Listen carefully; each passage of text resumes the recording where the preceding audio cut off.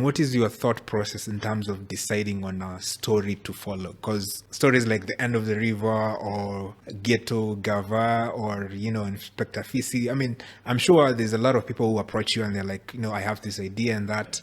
But what is your thought process up here to decide, you know what, I think this is a good story? The first thing is always who is at the heart of the story? Who does this story affect?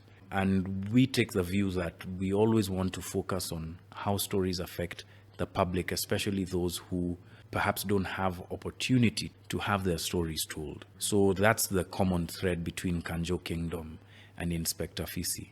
In Kanjo, it was the informal traders who nobody thought to speak to, but had this really intense story that was happening right under our noses.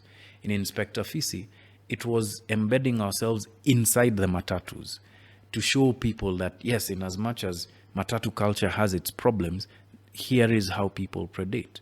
With even with the profiteers, in as much as we were talking about how that money flowed into the country, we begin our story in a refugee camp in Uganda of South Sudanese.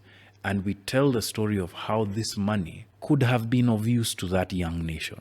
The guys forget that South Sudan is not even 20 years old as a country, right? And so that's the thread. All of the stories that we do, we always try and tell the story of whose voice is not being heard, not being represented. How does it play out in the public domain? But anybody can give us a story. You can give us a lead. We often get leads from the public. People are in my DMs.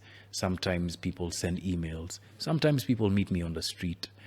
Or us. And then there's also those enterprise stories where we think, okay, this is an important issue. We need to focus on this, and we'll build a suite of reporting around it.